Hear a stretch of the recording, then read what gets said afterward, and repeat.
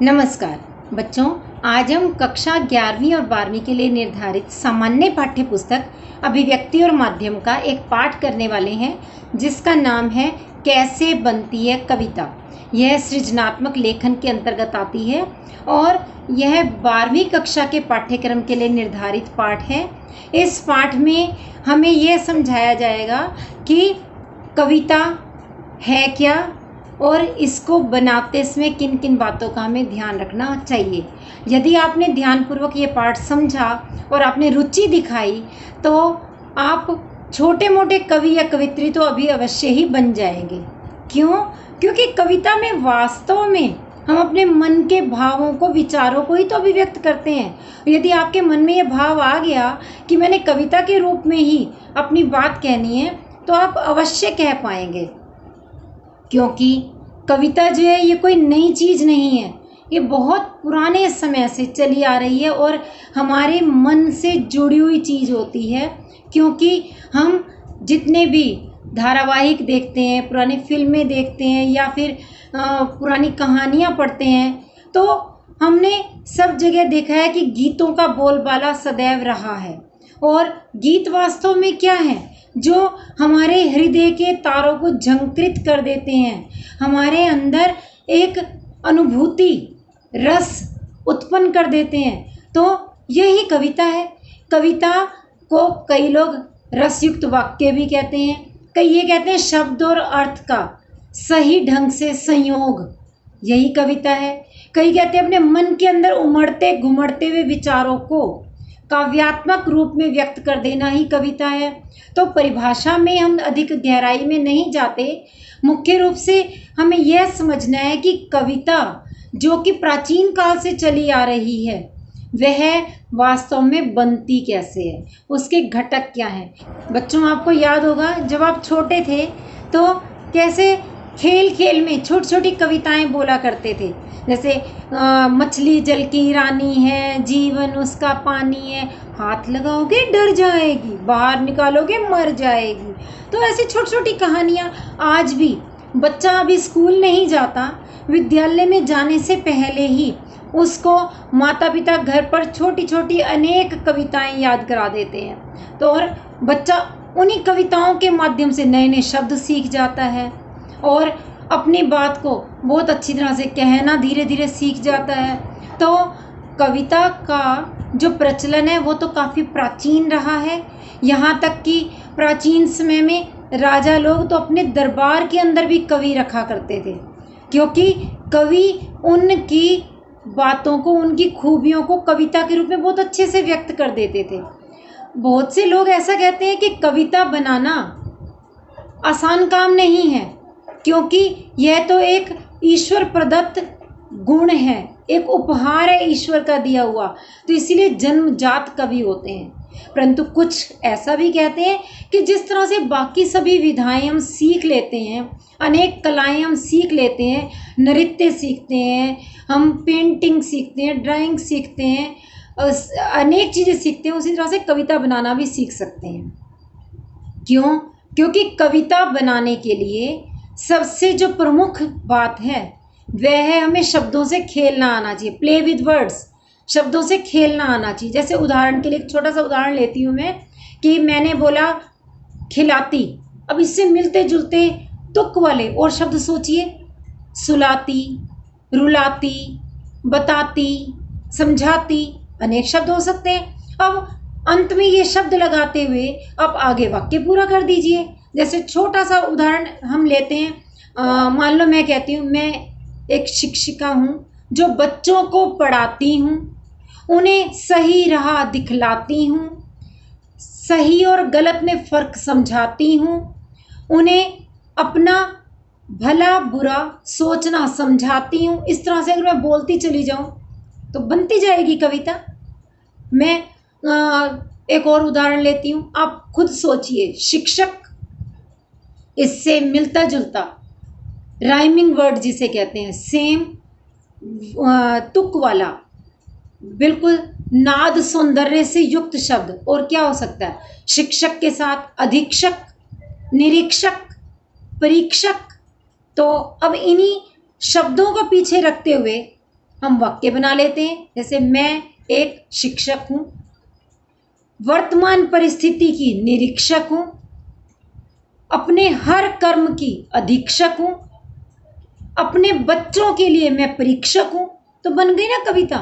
तो इस प्रकार से आप छोटी छोटी कविताएं बना सकते हैं। और कविता बनाते समय जरूरी नहीं भारी भारी शब्दों का प्रयोग किया जाए, साधारण शब्दों से प्रयोग कीजिए। जैसे आया, लाया, खाया, गया, इस तरह के शब्द आप सोचिए, उनसे वाक्य बना लीजिए, कविता बन जाएगी।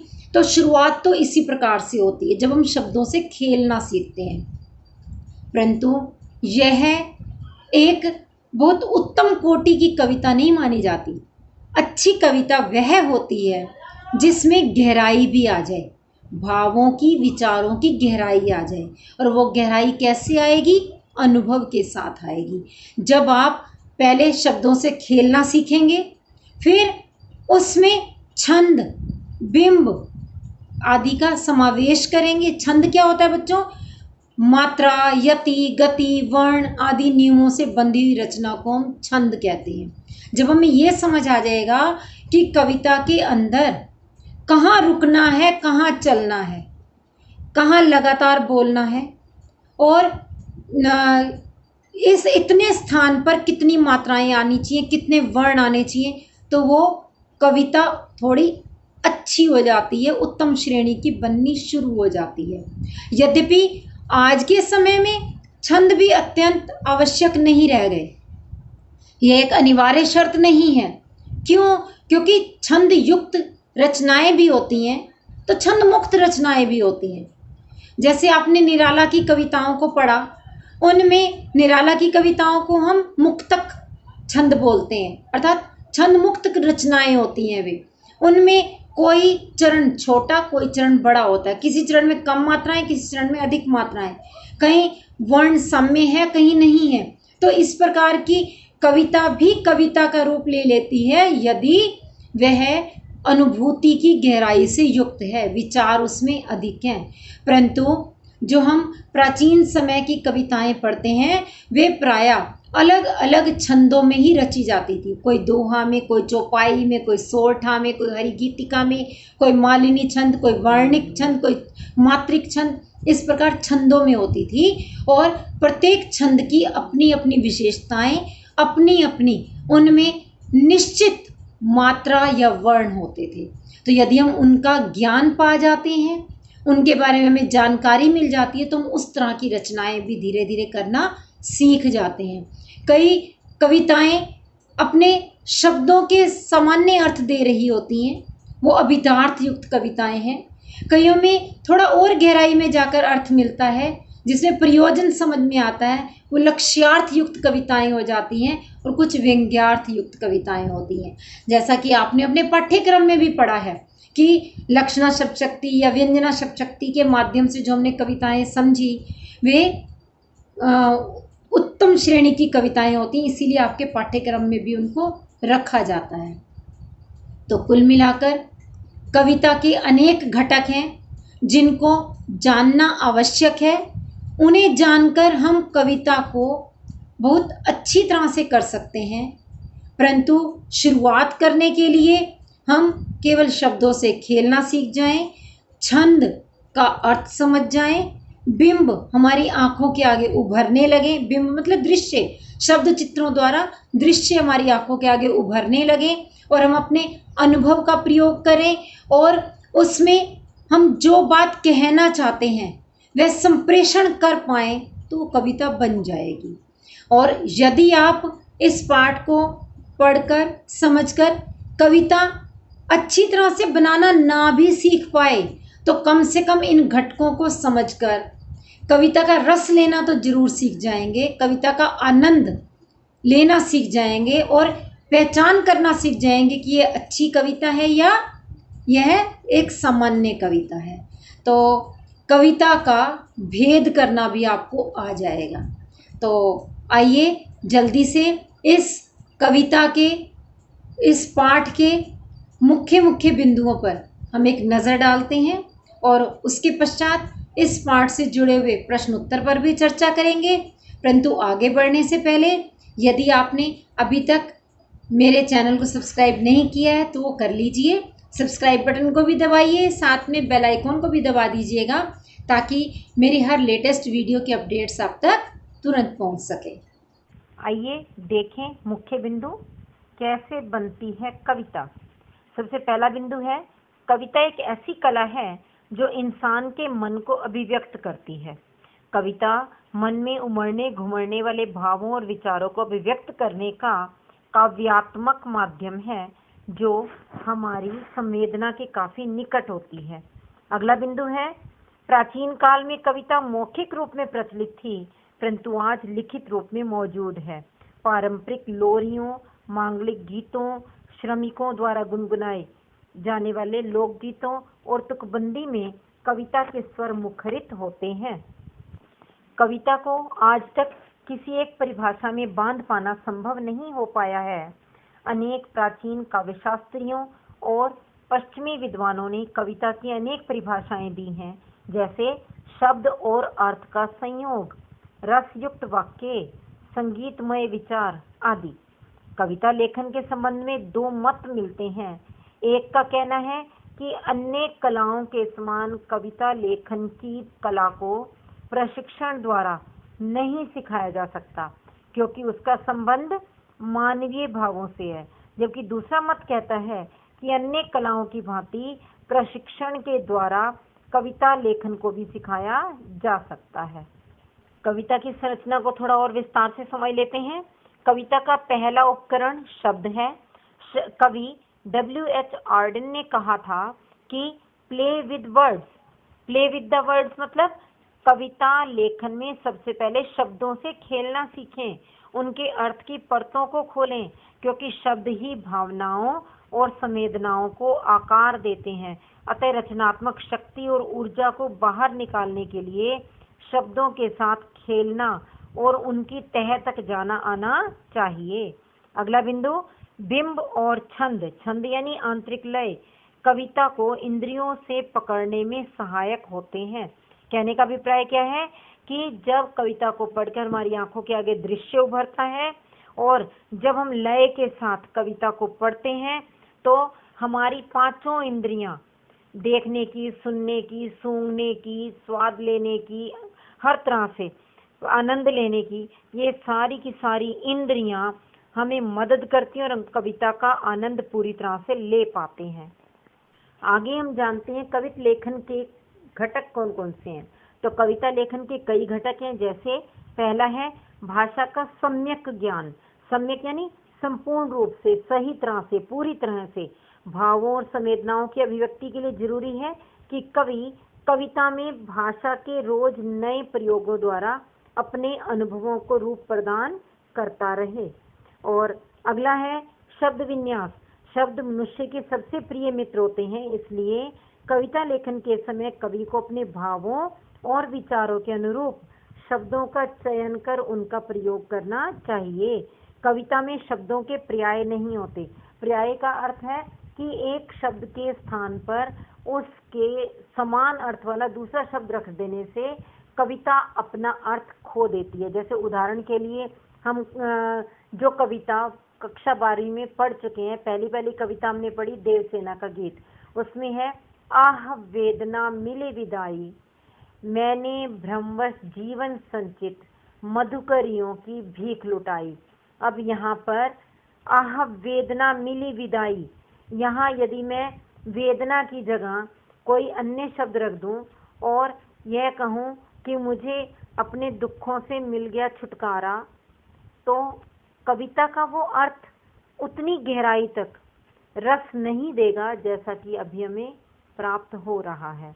और इसी तरह एक और उदाहरण देखिए, यदि भजन गाते हुए भक्त कहता है मैं आया तेरे द्वार मेरा कर दे बेड़ा पार, यहाँ द्वार की जगह दरवाजा कर दें तो क्या वो कविता आनंद देगी? क्या भजन वास्तविक रूप में वैसा ही आनंद युक्त रह पाएगा? नहीं। तो इसीलिए कविता में शब्दों के पर्याय नहीं होते। तीसरा घटक है छंद विषयक बुनियादी जानकारी। छंद और तुक से बंधी हुई रचना हमारी भावनाओं को संगीत में बांधकर हमारे सामने प्रस्तुत करती है, तो उसकी छुअन हमें भीतर तक उस भाव से जोड़ देती है। इसलिए कविता में छंद और तुक कविता को अधिक भावमयी बना देते हैं। अगला बिंदु, अनुभव और कल्पना का सामंजस्य। सामंजस्य मतलब मेल मिलाप।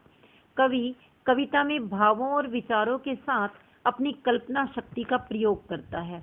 कल्पना के द्वारा कवि कविता में जीवन के सत्य के मधुर और कटु दोनों रूपों को प्रकट करता है। कवि को केवल कोरी कल्पना से बचना चाहिए। अगला घटक है सहज संप्रेषण शक्ति। संप्रेषण का मतलब कम्युनिकेशन, यानी अपनी बात को दूसरे तक पहुंचाना। कविता कवि अपने लिए नहीं लिखता, वरन अपने भावों और विचारों से समाज को परिचित कराने के लिए लिखता है। इसलिए वह अपने भावों का साधारणीकरण करता है। साधारणीकरण करने का मतलब इस रूप में प्रकट कर देना कि साधारण से साधारण व्यक्ति भी उसे आसानी से समझ सके। सहज व सरल भाव पाठक को कविता के साथ बांध देते हैं। अगला घटक है भाव एवं विचार की अनुभूति। कविता भावों का प्रबल आवेग है और मनुष्य भावों और विचारों को अभिव्यक्त करने के लिए तत्पर रहता है। सामान्य व्यक्ति कविता की उस ऊंचाई तक नहीं पहुंच सकता जहां कवि पहुंच जाता है, क्योंकि कवि की आत्म शक्ति प्रबल होती है। कहा भी गया है, जहां न पहुंचे रवि वहां पहुंचे कवि। रवि का अर्थ सूर्य, कि जहाँ तक सूरज की किरणें भी नहीं पहुंच सकती वहां तक कवि की भावनाएं पहुंच जाती हैं, उसकी कल्पना पहुंच जाती है। अगला घटक है समयानुकूल प्रवृत्तियों का ज्ञान। प्रवृत्तियां मतलब विशेषताएं।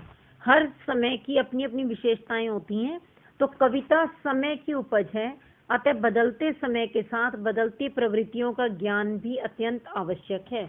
जिस काल में काव्य रचना हो रही है उस काल की प्रमुख विशेषताओं का ज्ञान होने पर ही कविता सहज रूप में लिखी जा सकती है। जैसे हम जानते हैं भक्ति काल में जितनी कविताएं लिखी गई उनमें भक्ति का पुट विशेष रूप से था। वीर गाथा काल में जितनी कविताएं रची गई उनमें वीर गाथा अर्थात वीरता की बातें अधिक वर्णित हुई। ऐसे रीति काल में अलंकार छंद आदि का अधिक वर्णन हुआ। तो हर समय की प्रवृत्ति के अनुसार ही कविता भी बदलती है। अगला है गागर में सागर भरना, यानी थोड़े में बहुत कुछ कहना, कम से कम शब्दों में अपनी बात कहना कवि की विशेषता होती है। कभी कभी तो कुछ अनकही बात छोड़ना भी कवि की ताकत बन जाती है। अनकही बात छोड़ने से अभिप्राय क्या है, जब हम व्यंग्यार्थ लेते हैं, जैसे देवसेना का गीत में आपने देखा, चढ़कर मेरे जीवन रथ पर प्रलय चल रहा अपने पथ पर, तो यहाँ कुछ बातें अनकही हैं कि कौन सा प्रलय, कौन आखिर कैसा प्रलय आया देवसेना के जीवन में। जब यह बात अनकही छोड़ दी गई तो पाठकों में बहुत अधिक उत्सुकता जागृत होती है, वे पीछे की बातें जानने के लिए ललायित होते हैं, और जब उनकी जिज्ञासा बहुत अधिक बढ़ जाती है तो वे उसके पीछे की सारी कथा को जानने के लिए उत्सुक होते हैं। तो इस तरह कविता विशेष अर्थ प्रकट करती है, व्यंग्यार्थ प्रकट करती है। उपर्युक्त घटक कविता लेखन भले ही ना सिखाएं, पर कविता की सराहना एवं कविता विषयक ज्ञान देने में सहायता करके पाठक को सहृदय अवश्य बना देते हैं। सहृदय बनने से अभिप्राय क्या है कि वह कविता का आनंद लेना सीख जाता है। और आगे है प्राकृतिक दृश्यों को सजीव एवं चेतन बिंब के रूप में प्रस्तुत करने को मानवीकरण कहते हैं। कविता में मानवीकरण का विशेष महत्व रहता है। और अब हम इस पाठ पर आधारित अभ्यास हेतु प्रश्न देख लेते हैं। पहला प्रश्न, कविता से आप क्या समझते हैं? तो यह पहले पहले बिंदु में ही आपको प्राप्त हो चुका है इसका उत्तर, तो कि अपने मन के अंदर उमड़ते घुमड़ते हुए विचारों की काव्यात्मक अभिव्यक्ति को हम कविता कहते हैं। अगला, कविता लेखन का सबसे पहला उपकरण किसे माना जाता है? तो कविता लेखन का सबसे पहला उपकरण शब्द को माना जाता है, क्योंकि जब तक शब्द नहीं आएंगे और भाषा पर हमारा अधिकार नहीं होगा हम कविता लेखन कर ही नहीं सकते। अगला है प्ले विद द वर्ड से क्या अभिप्राय है? तो प्ले विद द वर्ड से क्या अभिप्राय है कि शब्दों से खेलना आना चाहिए, शब्दों में छिपे हुए अर्थों की विभिन्न परतों को खोलना सीखना चाहिए, क्योंकि कविता में शब्दों के पर्याय नहीं होते, इसीलिए शब्द ऐसे प्रयुक्त किए जाएं जो तुक बनाएं, जो लय बनाएं, संगीतात्मकता उत्पन्न करें, बिंब उत्पन्न करें और यदि संभव हो तो छंद भी उपस्थित करें। अगला प्रश्न, कविता के लिए आवश्यक कोई 2 घटक बताइए। तो बच्चों इतने सारे जो आपने अभी घटक जाने उनमें से कोई भी 2 बता दीजिए, जैसे शब्द विन्यास, भाषा का सम्यक ज्ञान, विचार और भावों की अनुभूति, कोई भी 2 बताइए। अगला है, विद्यार्थी की रचनात्मक शक्ति और ऊर्जा को कैसे बाहर लाया जा सकता है। तो इसका उत्तर क्या होगा, विद्यार्थी की रचनात्मक शक्ति और ऊर्जा को तब बाहर लाया जा सकता है जब शब्दों के साथ खेलना आ जाए और शब्द में छिपे विभिन्न अर्थों की परतों को वो खोल सकें। अगला, कविता में शब्दों के पर्याय प्रयोग क्यों नहीं किए जाते। कविता में शब्दों के पर्याय इसलिए प्रयोग नहीं किए जा सकते, इससे भाव अनुभूति में बाधा उत्पन्न होती है, रस उस रूप में, उस सतह तक नहीं प्राप्त हो सकता जैसा कि तुक वाले शब्दों में प्राप्त हो जाता है। छंद में सही स्थान पर सही शब्द एक विशिष्ट अर्थ उत्पन्न करता है। अगला है, यति, गति, बिंब और छंद से आप क्या समझते हैं। तो बच्चों, यति का अर्थ है विराम, गति का अर्थ है आगे चाल और बिंब का अर्थ है शब्दों के माध्यम से चित्र और छंद का अर्थ है आंतरिक लय, जो कि ये सभी कविता में आवश्यक घटक रहते हैं। अगला प्रश्न, कवि की सहज संप्रेषण शक्ति से क्या अभिप्राय है। सहज संप्रेषण शक्ति से अभिप्राय है कवि अपनी कल्पना के द्वारा जो सोचता है उसका साधारणीकरण कर देता है ताकि आम पाठकों तक उसकी वह विचारधारा पहुंच सके, उसके भाव, उसके विचार आम पाठकों तक उसी रूप में पहुंचे जैसा कि कवि चाहता है। तो बच्चों, कैसा लगा ये पाठ। आप कविता बनाने का तरीका कुछ अंश तक तो अवश्य समझ गए होंगे और बाकी आप समझेंगे जब आप स्वयं प्रयास करेंगे और अभ्यास के साथ साथ आपकी कविता दिन ब दिन निखरती चली जाएगी। तो यदि आपको ये पाठ समझ में आया, अच्छा लगा, इसे लाइक व शेयर कीजिए और चैनल को सब्सक्राइब कर लीजिए, साथ ही बेल आइकन को भी दबा दीजिए। धन्यवाद।